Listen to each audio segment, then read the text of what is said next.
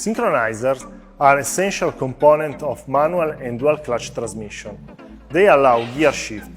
Synchronizers use friction to synchronize the two speeds of the gears involved in gear shift. When shifting gears, the synchronizer sleeve is actuated by the driver and is brought in contact with the synchronizer ring. The friction between two elements causes their speed to equalize. Once the two speeds are equal, the synchronizer sleeve can engage the next gears. Synchronizers are made of material with high friction coefficients. They are subject to significant wear and they are subjected to a high number of engagement and disengagement cycles. Synchronizers are essential components of manual and dual-clutch transmission.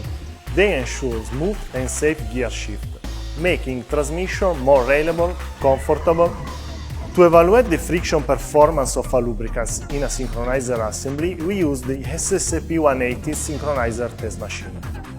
The synchronizer is loaded by flywheel and is accelerated and decelerated between rest and top speed. Test condition and cycle may vary depending on types of synchronizers used and the application requirements.